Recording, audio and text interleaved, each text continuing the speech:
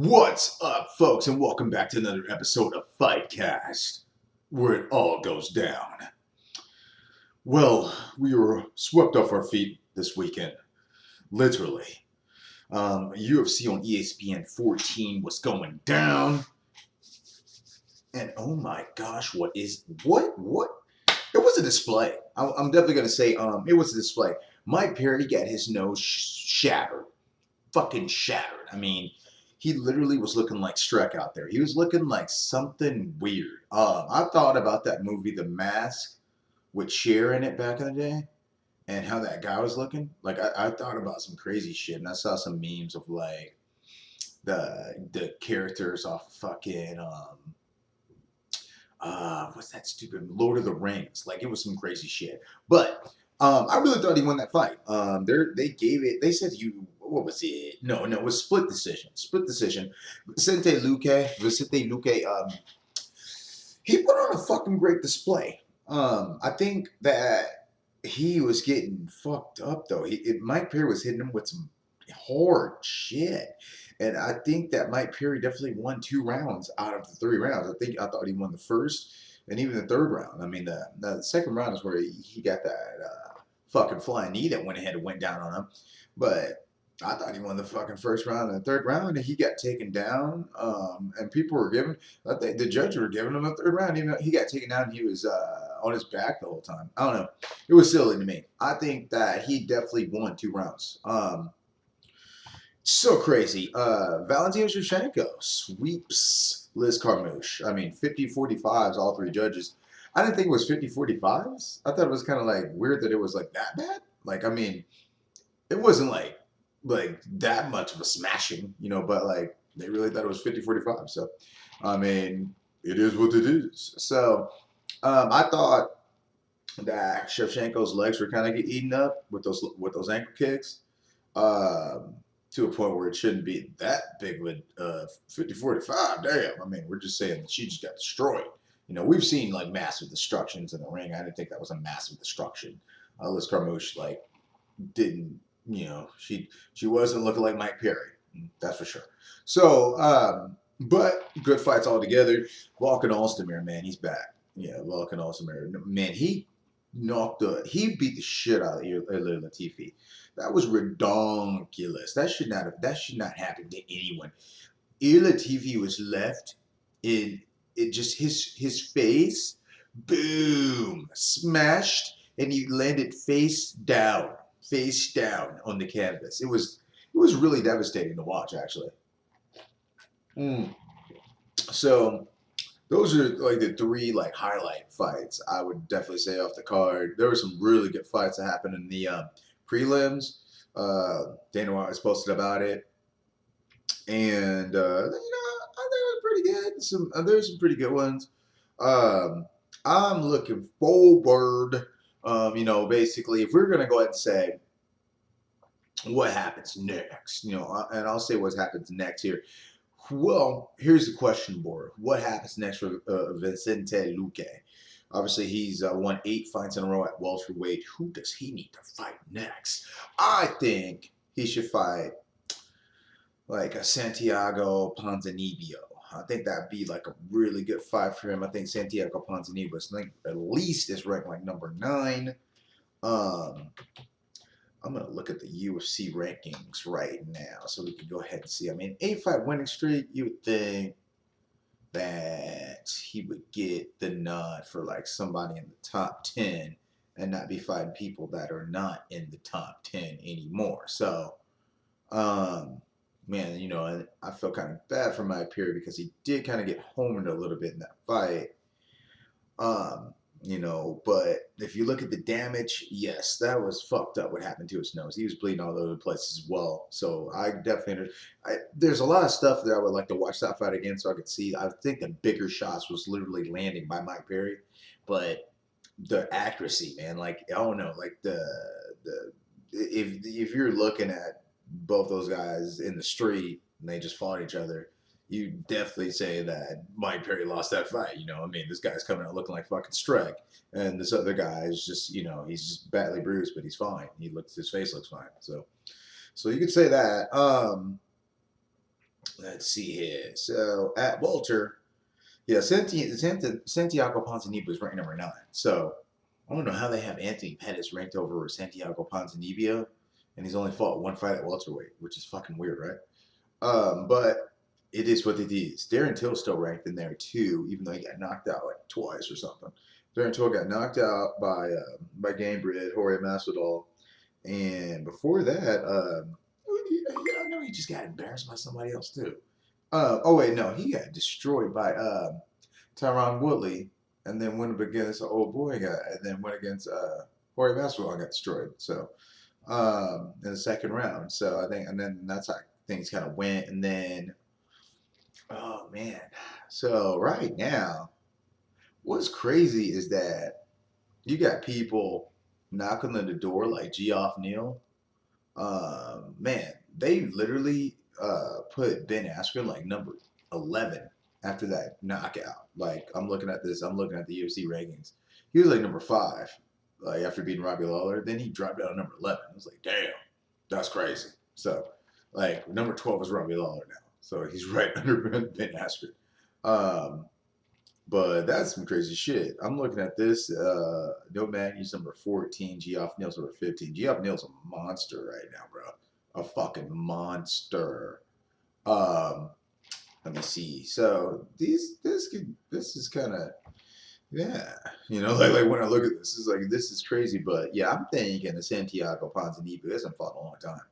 Let's go back to the UFC side of things. So here's the thing. Cards to come. Shit that's coming up. As you know, Stipe Miocic is trying to get revenge on Daniel Cormier. Fucking revenge. For getting knocked out like that. Will it happen? I doubt it. But it might.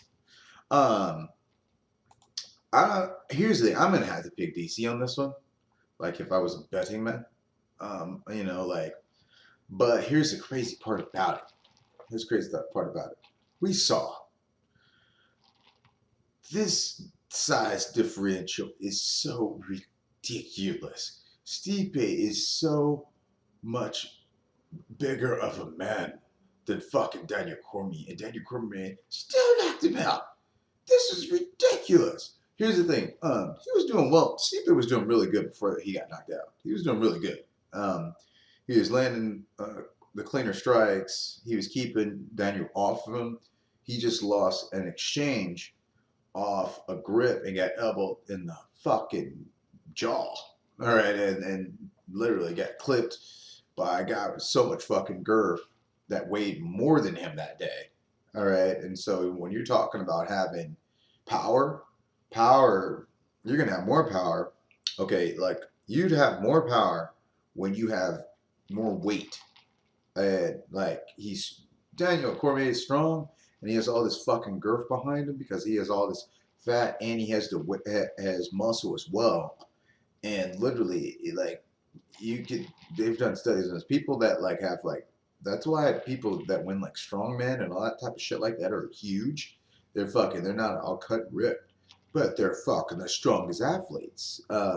Because they eat and they're girthy. They're fucking girthy and shit like that. So they hit like a fucking brick house.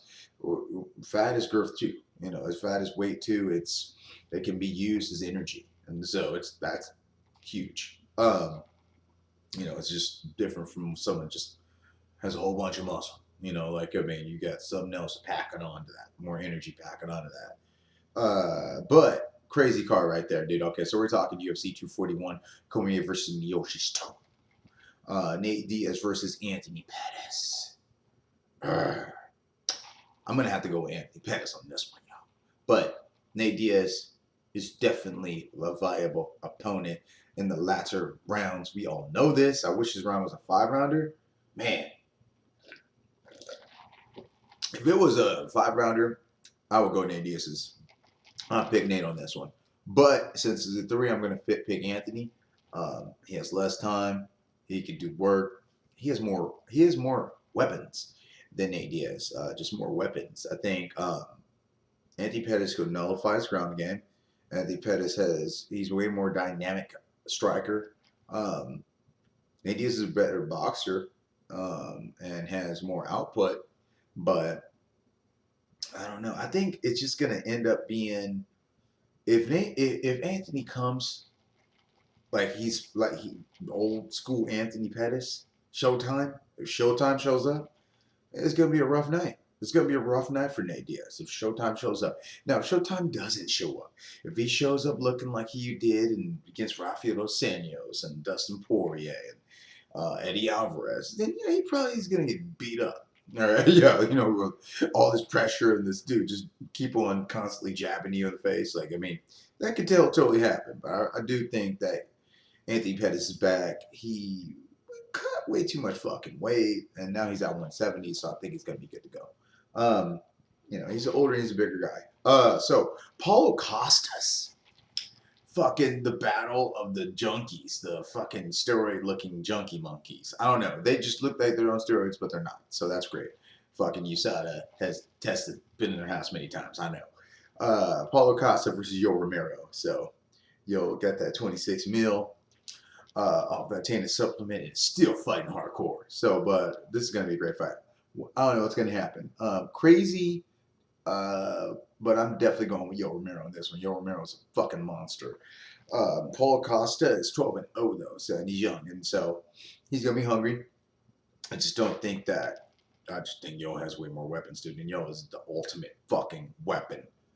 The ultimate fucking weapon, like literally. So I don't think age is gonna be a factor for Yo right now. He's still has an 8-pack and he's like 41. So there's some other good fights on this one, but like Drakkar Close, he's 9-1. He's fighting Christos Gigios. This is on the prelims. Derek Brunson's back fighting Ian Hennish. But I don't see anything too crazy until you get to that Paulo Costa versus Yo Romero. So no really crazy names.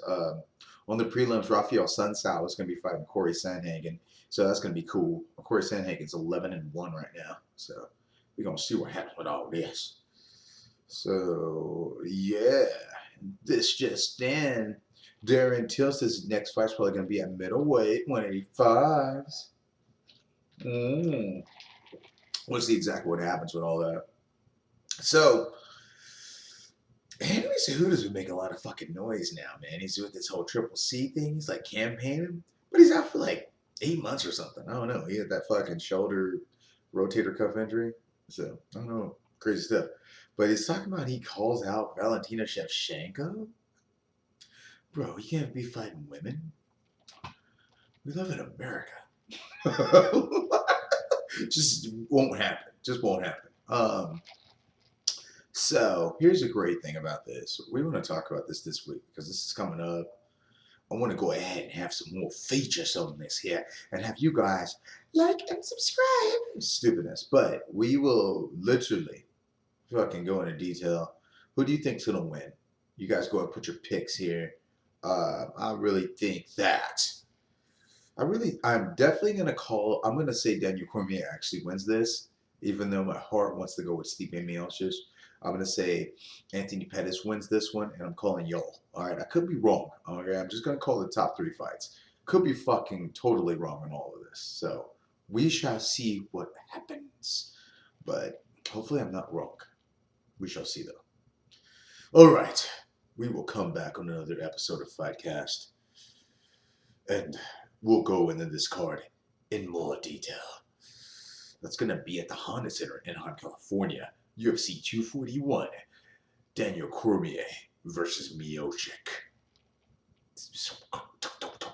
Stipe Miocic 2. Oh my God, it's going to be amazing. We'll see you guys soon.